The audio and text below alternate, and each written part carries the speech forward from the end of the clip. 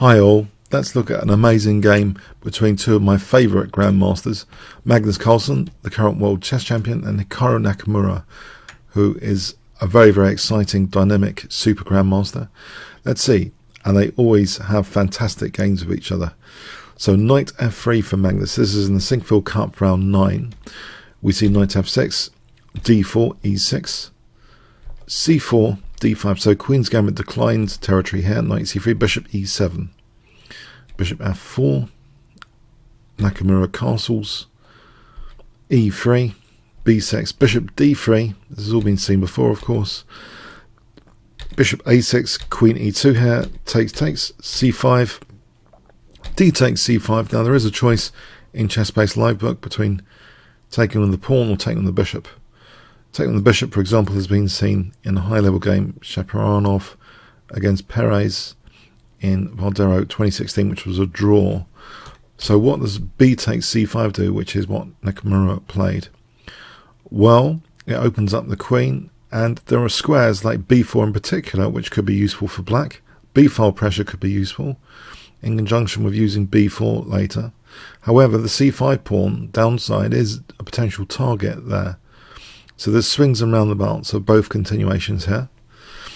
White castles, knight c6, rook ac1, rook c8, now knight e5, queen b6, so putting pressure on b2. If black took on e5, it's just an even position. Okay, so queen b6, we have knight takes c6, rook takes, b3 protecting that b2 pawn, h6. Now here, actually, I noted that to you about the b4 square.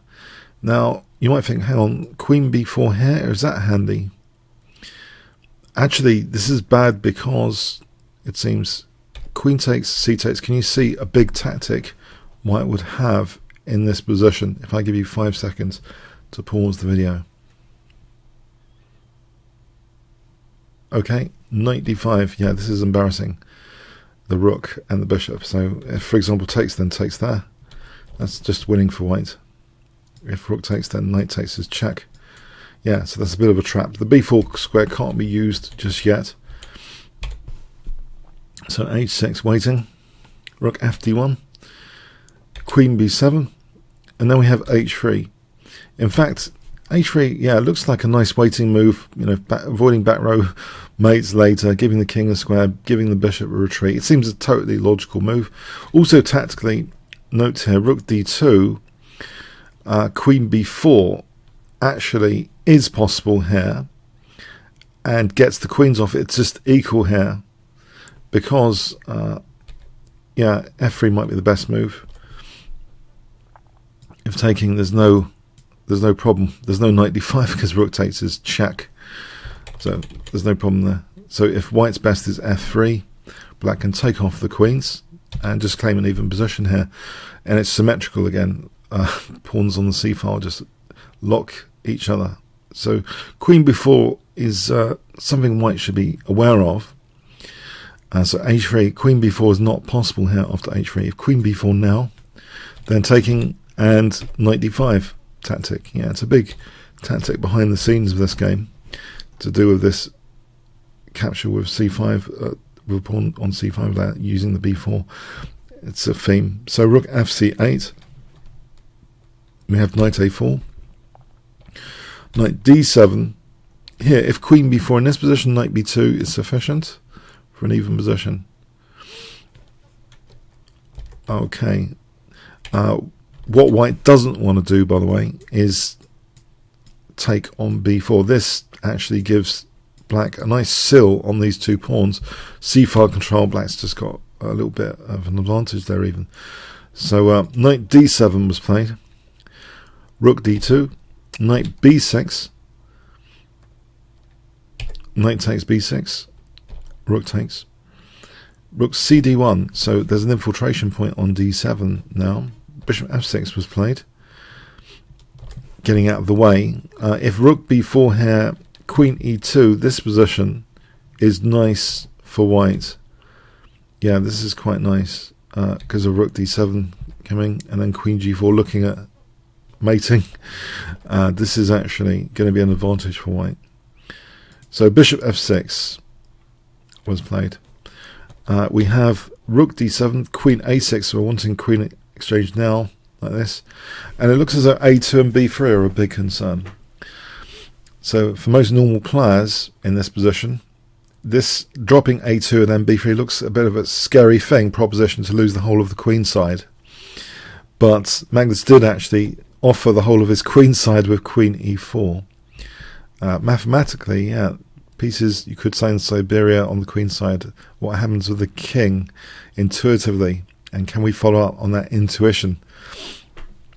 A strong neural network would, for sure. If we take on a6 here, this just looks like it's an even position. There's nothing to write home about here. It's an even position. So let's see. So queen e4, what's the idea?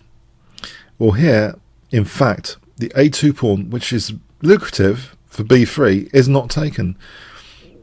In fact, e5 was played. Let's have a look. Queen takes a2.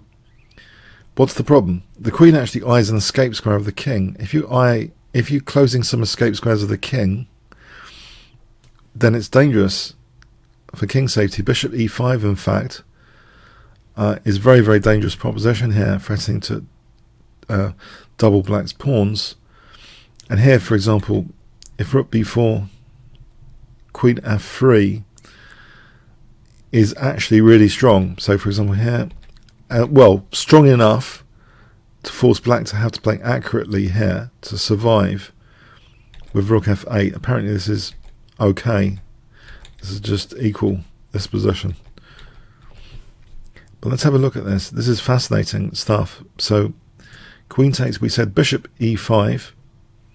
If rook b4, then we see that trap. No, sorry, we don't see the trap yet. Sorry, queen f3. We've seen that line. If bishop takes e5, we see the trap because the bishop has a weakness to the last move here. As well, rook d8 check is mating. King's got no escape there, checkmate. If queen takes b3 in the line we've looked at, then bishop takes f6. Rook d8 check is actually mating here, even if the king's got g7. White plays queen g4 check and then mates. Yeah, so there are some very, very dangerous implications, it seems, of queen e4 in regards to taking on a2. But it seems in some lines black is able to hold the position. But e5 was played, and now we've got a whole different spectrum of tactics here after e5. Guess what Magnus plays in this position, if I give you 5 seconds. Okay, bishop takes h6. Yeah, a really fantastic calculated move. So here,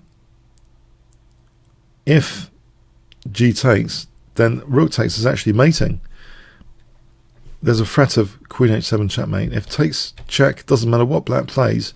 Here, black's busted. If bishop g7, rook d7 check, taking here, and this is leading to checkmate. If we look at this again, after check, king f8, rook d7, and there's no real defense. If that's the best move, that's not very good. We just take the queen, and we've got our escape square from earlier, as well as covering b1 anyway. So that's not particularly good. And the same story with king e8, rook d7. Black would have to play queen c4. We just take here. Yeah. Okay, so this is actually really dangerous on g takes. So rook e8 was played here, and now queen g4. Queen takes a2, so the queen side's still falling apart, but Magnus is not too worried. He plays a move which gives the bishop a backward retreat to e3, which would hit c5. Let's get rid of these pawns. So the queen side's just gone, disintegrated. Bishop e3. Now Magnus could have also regained his pawn with rook takes here, because the queen's protecting the rook there. So for example, this position is even. Also, no, No, this position is a slight advantage for white. Note that g takes, rook takes f6. That's a small advantage for white in any case. So that's a plausible. It was a plausible move to play rook takes a7, but bishop e3 was chosen. Rook b7. Now this threatens rook takes f6. We have bishop e7, rook d5. So double attacking 2 pawns. Bishop f8 protecting the e5 pawn, the more central pawn. Bishop takes, and then the pawn's being regained. So it's still equal on pawns. White's got more pawns on the king side. Now we have simplification, yep. And it looks as though nothing can go wrong here, surely. It's a rook queen against rook queen. What can possibly go on in those endings? Hasn't the tension just gone from the game? f3 protecting e4, check. Isn't the tension just gone? And okay. In fact, so king g3, as though it's going to be a draw or something, or is it? Black has to keep protecting that a7, so black's pieces look a bit passive, but it's manageable, isn't it? So we have this playing around until the queen exchange. Isn't this manageable, this ending? So here, okay, rook a7, g4 check, king g3, and now a radical move was played in this position. This is a really critical position, which caught a lot of people by surprise. Nakamura played g5. What was he afraid of? Why did he play this? Well, it seems if he plays a move like rook d7, there's g5 check, and what he would have been afraid of, I believe, is this king g4. The king came into g4 with that pawn pinned. This is just really winning for white. This possession would be winning because e5 is dropping. It's undermining e5. And if we look at this line with rook d7, if king h5, there is, however, something very special in this position, which maybe Nakamura missed. It's very, very special, very, very difficult to see. Sometimes the king being cut by pieces is also a resource for stalemates, and it's rook f7, which black could get a spectacular stalemate here with rook g3 check. King takes, stalemate, end of game, draw. But that's very, very difficult to see, so maybe this was just factored in, just taking here, and this is e5 is dropping, and that's just losing for black. Yeah. So yeah, there is a spectacular way for this not to be a concern after g5 with king h5. Fantastic to be able to see this kind of self-stalemating. But yeah, this is a committal move. Is it the end of the game because white's getting a protected pass pawn? Intuitively, that's a bad signal for most players of all levels, a protected pass pawn. But have a look at this. Aren't all rook and pawn endings drawn? What's this? a5. Yeah, you see, maybe a5 maybe a little bit optimistic. If black wanted to, if we look at this with rook c7, as we know from, as I mentioned from engine games, if the evaluation doesn't change, even if it's like sometimes even +2 or +3, but here it's even less than +1, if the evaluation doesn't change, it's a virtual fortress. Here we have actually a virtual fortress. But yeah, Nakamura took a bit of a risk, perhaps. Maybe he didn't think he was taking a risk, because we have this position where the king's put back in its box in prison. The king's in prison, right? Isn't the king the white king? If the white king's in prison, this extra pawn doesn't mean anything. Nothing's going to change the situation, right? It's here at move 71 that there's a prison break, which maybe just was not seen, the full impact of the prison break. The king can be an attacking piece, but how to get the prison break? Now, I'm hoping many of you might not have seen this game. What would you play here to break the king out of prison, the virtual prison here? If I give you 5 seconds, can you find a plan? You might want to stop the video. How to get this king out and about. Break out. Okay. It's rook a1. Bridge building, basically. Systematic bridge building. So a bridge is built for the second rank. That's what they call bridge building. And the endings are completely lost, with that extra pawn. So now, okay, that bridge was built for the king to step out of prison. But where does the king want to go? Rook d3, holding f3. Where does the king want to go? It wants to venture up the board. And what can it do, though, if f3 has to be held, nannied?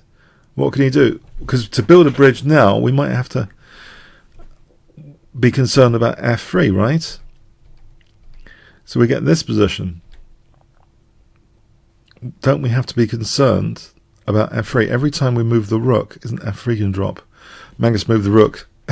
he's trading off f3 for a second kind of prison break from here, because this is kind of another prison, swapping this prison for that prison, because the king really wants to come over to e6 and start. If f6 can be taken out, then these two are weaker. It will be just undermining the pawn chain. We have king g7. Rook's check. And now bridge building, yeah, rook c7. Check. Rook b3. Isn't this bad to lose f3? Well, this is the trade-off that Magnus makes. Now king d7. He was a pawn up anyway, so losing a pawn is just equal on pawns. Rook takes another. The king's really out and about and aggressive now, hitting black's pawn chain. But isn't black winning a pawn now? Well, actually, we've got this form pawn kind of a6. And yeah, the king, rook and pawn are really great here, working together to make these pawns immune from capture. Black played king h8. And we have rook b7. Now just to have a look at taking these pawns here. King g8 was played. If rook takes e4, then taking f6 and then taking g5. This, funny enough, is an amusing scenario after check, king h5. This is a really super amusing, well-timed, like clockwork scenario where the e-pawn isn't as significant as black getting mated, rook b8 threatened. It doesn't matter here about the pawn. It's black getting checkmated. So yeah, very, very interesting. Rook takes e4, impossible. Because of king takes f6, yeah, it's great stuff. So king g8 for Magnus here. Check. And now king f7. Now if white gets another move or two, then king g6, h7 and rook g8 is on the cards. Rook takes e4 was played.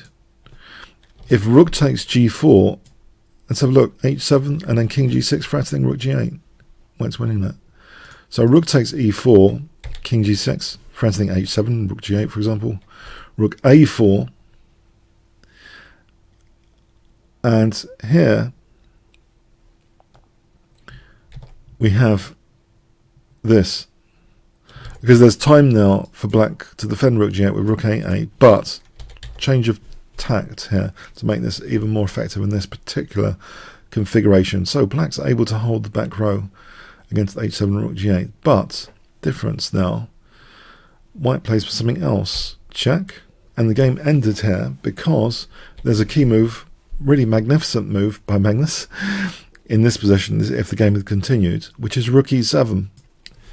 This move means that the king's impact of not mating but undermining the pawns is the bigger deal now. So, for example, if king f8, then check and then h7 is mating. And if king e8 there, by the way, then h7, it doesn't matter about the rook going to the back row because, yeah, we're mating like that. So that rules out king f8. And if rook a8 here, then king takes f6, and all of a sudden black's pawns are just disappearing. They're all disappearing, and that's just totally winning for white. Yep. So yeah. So rook e5. So that was it basically. The game ended after rook h7 check, not testing, even if Magnus would play the rook e7. So a really magnificent game there for Magnus. So a prison break. To be honest, though, Yeah, a5 maybe unnecessary theoretical risk as well. Black could have held that, it seems, not giving up the pawn. So a slight risk. The protected pass pawn in its own right doesn't seem enough to win, actually, except when black just sacks the a pawn. It's very, very difficult to see this bridge building, though, and systematic, not just here, but another bridge to build to get out of the prison there, to get the king to e6, trading off a pawn for a really aggressive king with a vengeance there. So a fantastic game, masterful artistry of the highest level shown on the chessboard. So it's going to be a really fantastic World Championship match later in the year between Magnus and Caruana, which I'm looking forward to, and I hope you all are too. Okay, thanks very much.